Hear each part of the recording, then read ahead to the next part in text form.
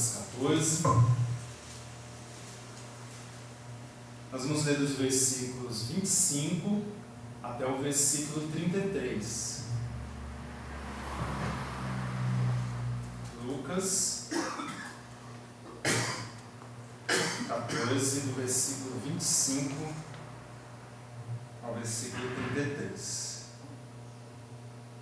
Diz assim: Grandes multidões o acompanhavam, e ele, voltando-se, lhes disse: Se alguém vem a mim, e não aborrece a seu pai, e mãe, e mulher, e filhos, e irmãos, e irmãs, e ainda sua própria vida, não pode ser meu discípulo.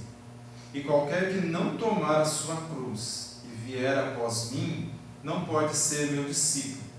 Pois qual de vós, pretendendo construir uma torre, não se assenta primeiro para calcular a despesa e verificar se tem os meios para concluir?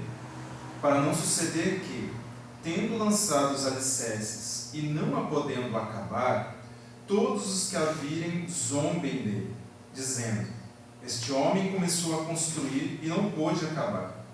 O qual é o rei que, indo para combater outro rei, não se assenta primeiro para calcular se com 10.000 homens poderá enfrentar o que vem contra ele com 20.000? Caso contrário, estando o outro ainda longe, envia-lhe uma embaixada pedindo condições de paz. Assim, pois, todo aquele que dentre vós não renuncia a tudo quanto tem, não pode ser o meu discípulo. Amém, meus irmãos? Amém. Irmãos, diante dessa passagem, que acredito muito conhecida dos irmãos, eu queria deixar como tema nessa manhã da mensagem o preço do discipulado. Tá? O preço do discipulado. Irmãos, aqui nós meditamos no versículo 25 ao 33, e eu deixei esse título, né, o preço do discipulado, porque falar sobre o preço do discipulado é algo muito importante. A gente ouve muito através de ensinamentos, através de pregações a respeito do discipulado. É muito conhecido entre nós a respeito do discipulado, é falado sobre o discípulo. Eu, em algumas congregações que congreguei, era muito falado sobre o discipulado. Inclusive, para mim ali, em muitos momentos foi pedido para mim, né, que eu desse discipulado para aqueles que iriam estar iniciando ali na fé. E eu confesso para os irmãos que ali, bem no início, na minha caminhada, eu entendi o discipulado apenas como aquele ato, naquele momento de ensino, que eu teria que dar um discipulado para aqueles iniciantes na fé, que iriam se batizar, e aquilo era discipulado, a orientação sobre as doutrinas, era coisas afins. E lógico que isso é muito importante, mas com um tempo e um amadurecimento na caminhada cristã, eu pude entender que o discipulado não é só isso. O discipulado não é apenas você ensinar sobre as doutrinas, você encaminhar pessoas ali para ser membros, batizarem. O discipulado não envolve só isso. Quando nós olhamos para esse texto aqui, Lucas 25, versículo 33, Jesus vai deixar bem claro para a gente que o discipulado, ele vai nos exigir um preço. E toda vez que a gente tem algo, vai obter algo, a gente normalmente deve ou deveria pensar a respeito do preço. Muitas das vezes a gente pensa assim, a gente observa isso, né? O preço de algo. E o que Jesus deixa claro nessa passagem é que o discipulado, ser discípulo de Cristo, ele nos exige um preço. E aí nós vamos aqui, nós vemos do 25 ao 33, mas eu queria começar a meditar com os irmãos nos versículos 26 e o versículo 27, que diz assim: Se alguém vem a mim e não aborrece a seu pai, e mãe, e mulher, e filhos, e irmãos, e irmãs, e ainda sua própria vida, não pode ser meu discípulo. E qualquer que não tomar a sua cruz e vier após mim, não pode ser meu discípulo.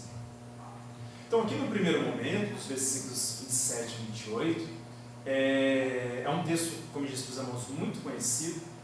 E a gente vai observar aqui que Jesus, no versículo 26, ele vai dizer que aquele que não aborrece pai, mãe, filhos, irmãos, né, não pode ser o meu discípulo. Né? Aquele que não toma sua cruz e não segue até mim não pode ser o meu discípulo. Aí se a gente olha para esse versículo, a gente pode achar de repente, né, uma contradição, mas como? Em outras traduções vai dizer aquele que não odiar, aquele que não odeia, né, vier odiar pai, mãe, irmão, irmãs, filhos, por amor a mim. Se nós olharmos nessa tradução a palavra odiar, que nós vemos em muitas traduções, aqui diz aborrecer, nós vamos entender errado a fala de Jesus. Porque a gente vai dizer, mas já não é dito nos 10 mandamentos que, por exemplo, o filho deve honrar pai e mãe? Como Jesus pede para que nós, para seguirmos a Ele, temos que odiar pai, mãe, filhos, deixar tudo por amor a Cristo? Aqui a gente não pode levar no sentido literal de odiar, como nós entendemos. Né? Aqui Jesus usa uma hipérbole, né, que é uma forma exagerada para expressar com a palavra odiar, não ensinando que as pessoas deveriam literalmente odiar o seu filho, odiar o seu pai, odiar a sua mãe, mas ensinando que o relacionamento com Cristo, ele exige tamanho entrega, tamanho amor, tamanha dedicação, que as outras coisas que nós também amamos, como filho, pai, mãe, a nossa família, eles devem ficar, Jesus deve ficar acima disso. A tal ponto o nosso relacionamento, o nosso amor, como o próprio Senhor diz, né, que nós devemos amar o Senhor sobre todas as coisas, né, e depois o próximo como a nós mesmos. Então aqui ele ensina que nós temos que, devemos amar Ele acima de todas as coisas. Então aqui Jesus não incentiva você odiar os seus familiares, mas ele diz, o seu relacionamento comigo deve ser a tal ponto, a tal entrega, tão exclusivo a mim, eu tenho que estar completamente em seu coração, que essas coisas são consideradas como odiadas, deixadas de lado por amor a mim. Tá? É bom explicar isso para que os irmãos não entendam errado a fala de Cristo. E aqui nós já começamos a observar qual é esse preço do discipulado. Ele fala a respeito de odiar pai, mãe, deixar por amor a Cristo, e vai falar que aquele que quer seguir a Ele deve então tomar a sua cruz e o seguir. O preço da cruz é o preço do discipulado, é o preço de servir a Cristo. E aí eu queria, irmãos, só trazer 3 fundamentos para a gente iniciar a respeito desses versículos. A gente entende quando Jesus fala que nós temos que deixar os nossos familiares muitas vezes, temos que tomar a nossa cruz para servir a Cristo. Esse é um dos preços para servir a Cristo e para ser discípulo de Cristo. É um preço alto. Porque quem não é naturalmente aquele que não ame seu pai, não ame a sua mãe, não ame seu filho, não ame seus parentes, aqueles que estão próximos de nós constantemente. Mas ele pede que a gente peça e, se possível, até abra mão disso para servir a Cristo. Um primeiro ponto, então, que eu observo aqui, é que o discipulado, ele muda os nossos relacionamentos familiares, ou os nossos laços familiares. Quando nós nos dispomos a ser discípulos de Cristo, naturalmente, em muitos dos casos, o discipulado ele vai mudar os nossos laços familiares. Eu acredito que ou um de nós aqui, ou alguns irmãos conhecem alguém que teve os seus laços familiares mudados a partir do momento que começou a servir a Cristo. Quando ele disse, eu quero servir a Cristo com fidelidade. Muitos passaram por isso. Eu tive algumas experiências semelhantes. Há muitas vezes perseguições. Há aqueles que, quando servem, escolhem tomar a sua cruz e servir a Cristo, são expulsos de casa, são desprezados pela família. Não digo que isso é um fato, uma regra, mas pode vir a acontecer. Então aquele que serve a Cristo, ele tem que estar pronto para isso. Para que a partir do momento que ele diz que o seu coração é de Cristo, que serve a Cristo, possivelmente os seus laços familiares podem mudar. Eu conheço histórias, inclusive da nossa irmã Marilena, na visita da nossa irmã, dizendo que teve situações até de uma mãe que o filho ele não era cristão, mas ele, de um momento, ele chegou, né, na casa da mãe com Bíblia, né, Luiz? Com a Bíblia, dizendo que era cristão, e a mãe ficou horrorizada e não gostou daquela atitude dele. E a nossa irmã Marilena considerou: irmã, que bom que ele está servindo a Cristo, que agora ele está na igreja, que ele está com uma Bíblia. Mas muitas vezes acontece isso, as pessoas não querem ou se espantam. Eu, quando me converti, tive muito afastamento de supostos amigos na época da escola, eu era muito novo, e muitos deixaram de ficar do meu lado por causa disso, muitos se afastaram. E familiares podem se afastar, familiares podem se distanciar. Mas é muito importante, realmente, como dissemos no começo, que a gente venha sempre fortalecer os nossos laços familiares. E a despeito disso, mesmo ainda a despeito da perseguição, do desprezo, do abandono, ainda assim devemos continuar honrando as nossas famílias e amando também os nossos familiares e servindo a Cristo com fidelidade. Porque isso pode acontecer. E aí fica a pergunta: estamos dispostos a pagar esse preço, se possível? Por quê? Pedro mesmo disse em Atos: antes obedecendo a Deus do que aos homens. Então, se o preço de estar com as nossas famílias, com os nossos familiares, é renunciar a Cristo, renunciar à sua presença, à sua obra, então a palavra nos ensina então a nós seguirmos a Cristo e, quem sabe, até deixarmos as nossas famílias. É um preço alto, irmãos, a se pagar, mas o preço discipulado exige isso de nós. Irmãos, e também, além dos nossos laços familiares serem mudados, isso pode acontecer no discipulado, o discipulado também exige de nós uma disposição para entregar a própria vida. O discipulado também exige isso. Será que o nosso nível de comprometimento com Cristo chegaria ao ponto de entregar a nossa própria vida por amor a Cristo? O discipulado, ele exige esse preço. Vivermos para Cristo a tal ponto que, se possível, entregarmos a nossa própria vida por Ele. Nós vemos lá no Evangelho de João, quando nós falamos de Tomé, conhecemos muito Tomé, né, para aquela famosa passagem quando ele não creu, né, conhecemos Tomé por isso, e é um fato. Mas existe uma palavra de Tomé no Evangelho de João, capítulo 11, versículo 36, que eu acho muito interessante, quando Tomé chega diante dos discípulos e diz a respeito de Jesus: vamos com Ele para morrermos com Ele. Tudo bem que Tomé teve uma atitude de depois não crer, mas ele naquele momento teve a disposição junto com os discípulos de dizer: nós vamos com Ele, mas não somente para ir com Ele. É como se ele dissesse: nós vamos com Ele, mas se precisar, nós também vamos para morrer com Ele. Nós vemos em Efésios capítulo 5 a representação do trato do marido com a sua esposa. Nós vamos ver lá em Efésios 5, do versículo 22 em diante. Nós vamos ver o trato do marido com a esposa, e esse trato do marido com a esposa representa o amor de Cristo pela sua igreja. E ali Paulo vai orientar que o homem deve tratar a esposa de tal maneira a ponto de dar a sua vida pela sua própria mulher. Por quê? Porque isso representa o amor de Cristo pela sua igreja. Cristo, Ele amou de tal maneira a igreja que Ele morreu, deu a sua vida pela igreja. Eles não capturaram Jesus, eles não pegaram Jesus de surpresa. Ele mesmo diz: eu vou me entregar. Eu não precisaria, se eu quisesse eu enviaria uma legião de anjos, mas eu vou me entregar. E Ele entregou a própria vida por amor à sua igreja.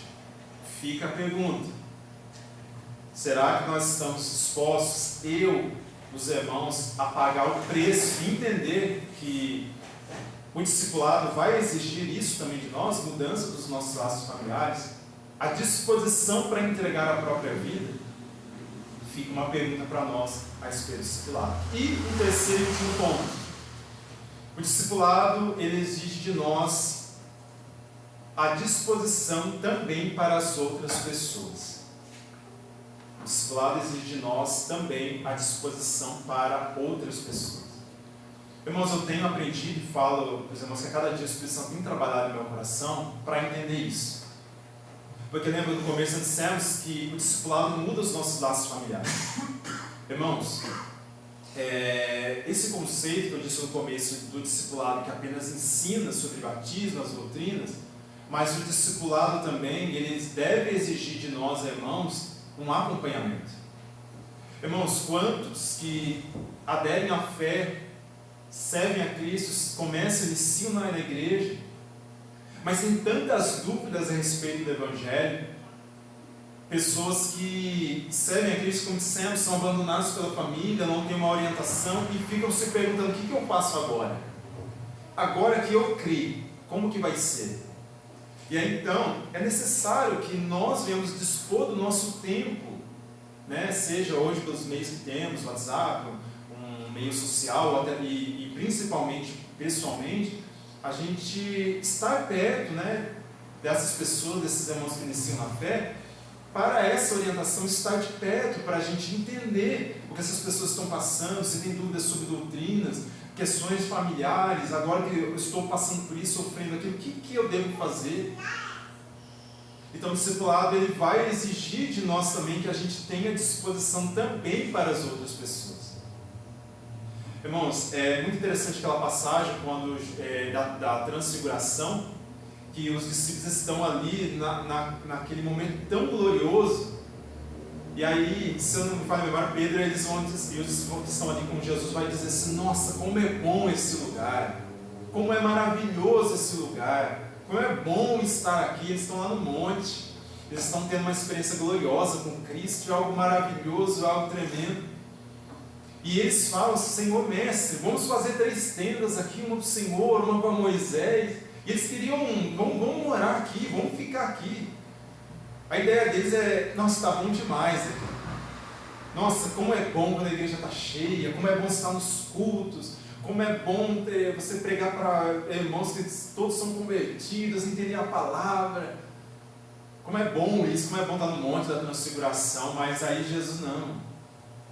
É como se dissesse: não é só aqui.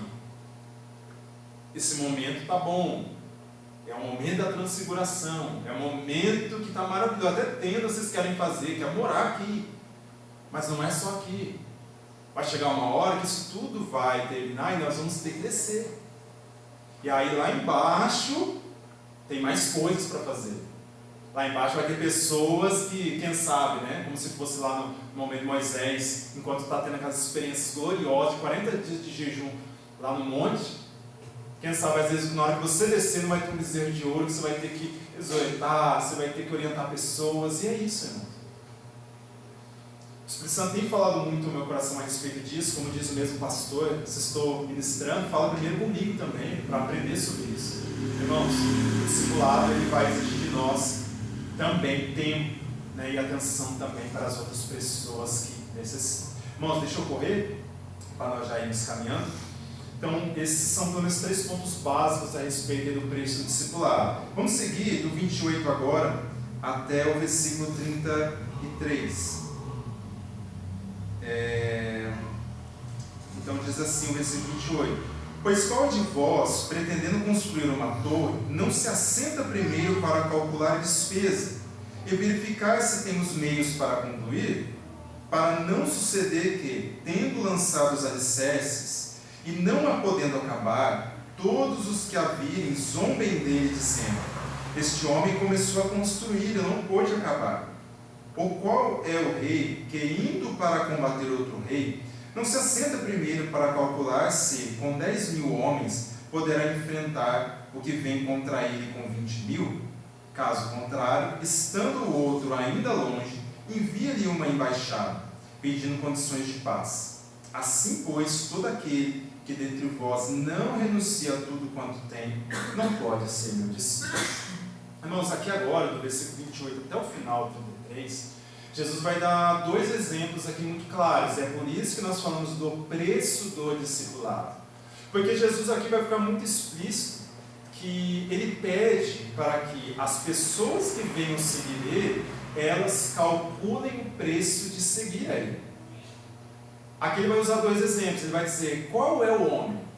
E é como se dissesse, é lógico que ele vai fazer isso, mas ele vai dizer assim, qual é o homem que ao construir ou for construir uma torre, ele não se assenta primeiro, ele vai calcular e ver se ele consegue construir aquela torre ou não.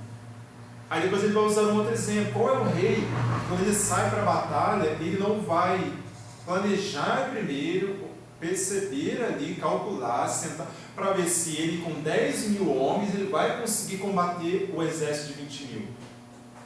É como se ele dissesse, quem é aquele que se prontifica ao empreendimento, não vai sentar primeiro e calcular se ele pode fazer aquilo ou não, antes de ele ir?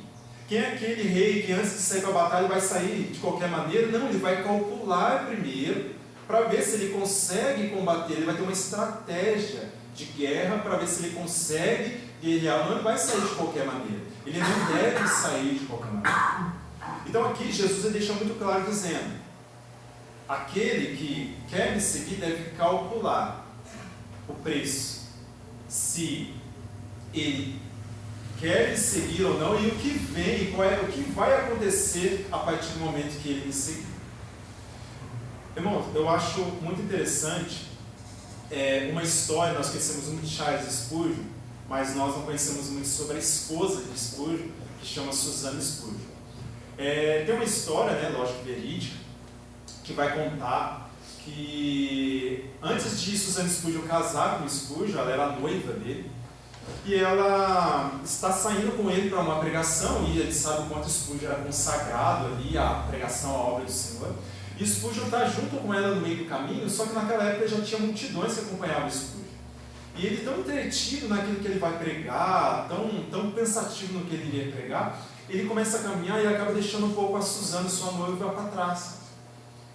E aí as multidões começam a conversar com o Spurgeon, falar com ele ali, e ele acaba não dando atenção para ela. Ela se vendo sem atenção ali, ela fica brava, fica chateada, tipo assim, ele não está me dando atenção nenhuma, me deixou aqui para trás, eu vim com ele. E aí vai dizer que ela vai embora e deixa ele para trás, ele vai pregar, ela abandona ele e volta para casa. E quando ela chega em casa, para falar com a mãe dela, talvez achando que a mãe dela fala, muito bem, se ele te deu atenção mesmo, como acontece muito, né? Deu atenção para você mesmo, então deixa ele mesmo para trás, que noivo é esse que você tem? Largou você para trás. E aí quando ela volta para casa, ela conta, né, para a mãe dela o que aconteceu, e aí a mãe dela vai dizer assim a Susannah Spurgeon, filho, você não vai casar com um homem comum. Ele é um homem que o coração dele é totalmente voltado para Deus e para a sua obra. Aí ela vai dizer assim, não vai adiantar você querer tomar Deus do coração de Spurgeon ou ficar no lugar dele, porque isso não vai acontecer. Então é como, e eu posso aplicar, é como se a mãe dela está dizendo, filha, se você quer casar com Charles Spurgeon, você deve calcular o preço, que é ser esposa dele.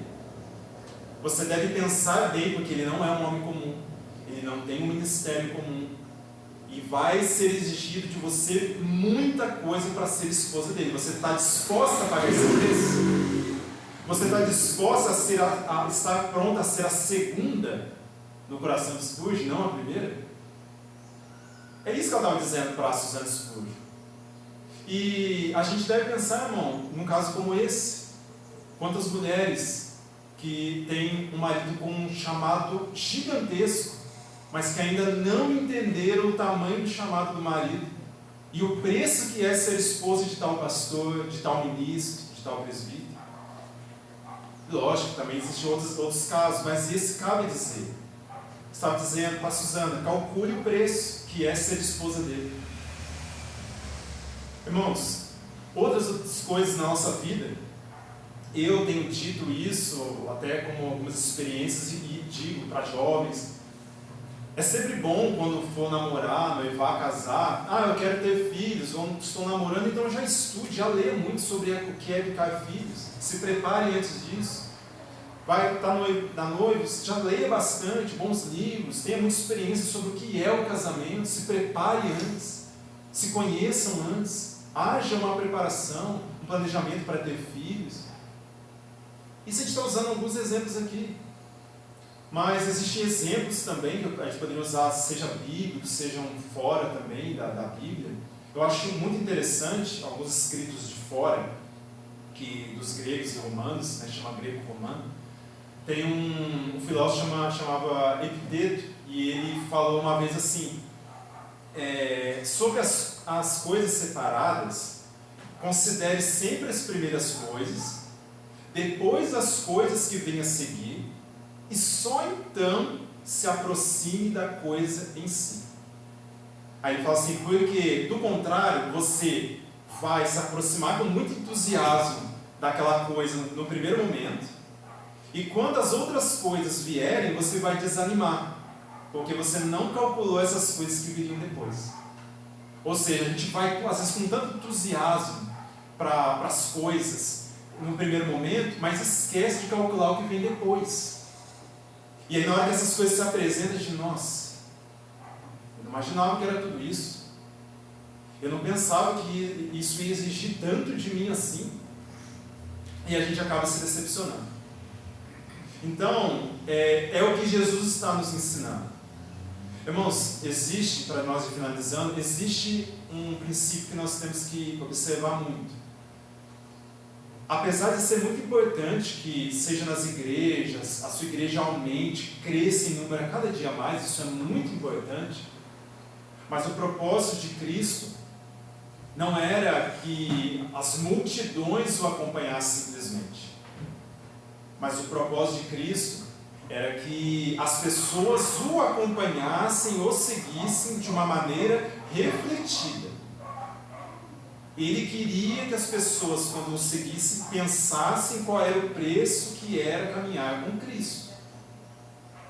Então, para Jesus não bastava apenas ter multidões ao seu redor, ele queria que as pessoas entendessem o que era servir a Cristo, o que era ser o seu discípulo.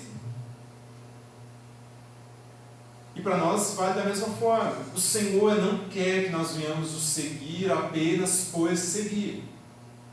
O Senhor está dizendo, eu quero que vocês me sigam calculando o preço. Que vocês entendam o que vai ser exigido de vocês. Irmãos, quantas pessoas elas vão servir ou estão servindo a Cristo apenas pela ilusão? Elas não estão caminhando pela convicção do que é o discipulado. Elas estão caminhando, infelizmente, pela ilusão.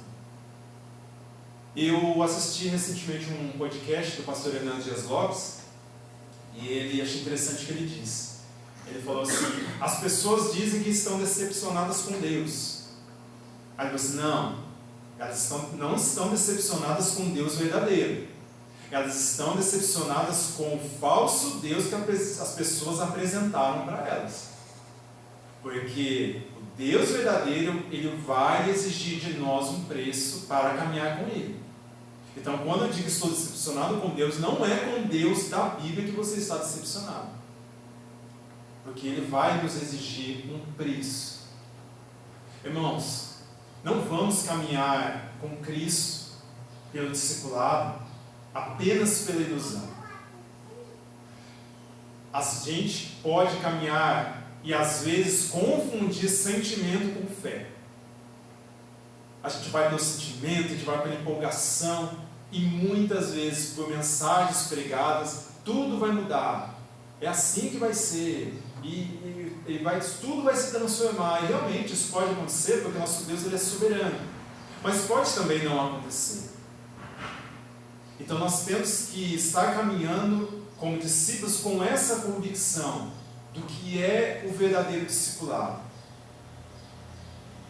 Então não confunda fé, sentimentos com fé.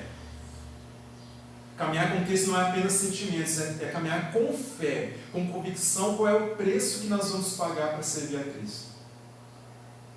E tem uma passagem em Atos 20, do versículo 23 até o versículo 24, que eu acho interessante quando Paulo fala assim, eu constrangido pelo Espírito vou para Jerusalém, não sabendo o que vai me acontecer, a não ser o que o Espírito Santo me revela, que o que me espera são cadeias e prisões. Aí ele fala no 24, mas eu não tenho a minha vida como preciosa. desde que o Evangelho possa ser anunciado. Você percebeu, irmão, a fala dele, dizendo: eu estou indo pelo Espírito Santo para Jerusalém, o Espírito Santo está mandando para Jerusalém, eu não sei lá o que vai acontecer, mas tem uma coisa que o Espírito já me revela que vai acontecer: eu vou para as prisões e vai ter cadeias, eu vou ser perseguido.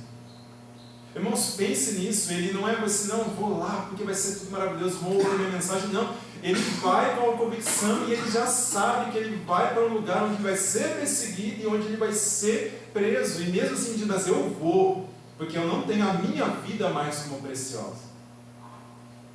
Não foi o próprio Paulo que disse em Gálatas 2:20? Não sou eu mais que vivo, mas é Cristo que vive em mim. Então ele diz, a partir do momento, meu irmão, que a gente entende o que é o discipulado, o preço do discipulado, e a gente chega ao ponto de estar disposto a entender que o discipulado exige até a renúncia da nossa própria vida, então a gente não vai ter mais a nossa vida como preciosa. Aí a gente vai ter essa postura de Paulo, que chegou ao ponto de dizer, eu vou ser perseguido, eu vou ser preso, mas o que importa? O que é a minha vida se eu entregá-la para Cristo desde que o Evangelho seja anunciado? Irmão, o meu desejo nessa manhã é que a gente possa entender o que é ser discípulo de Cristo, o preço que Ele nos exige, e assim a gente entendendo, a gente possa chegar a esse ponto, se possível, entregar a nossa própria vida a Cristo. E finalizo com uma reflexão, irmão, para mim e para você.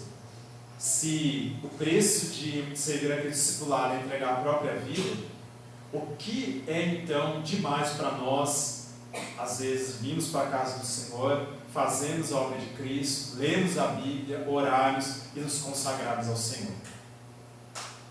Que pensemos sobre isso, que venhamos refletir e que o Senhor Jesus, pelo seu Espírito Santo, nos faça verdadeiros discípulos de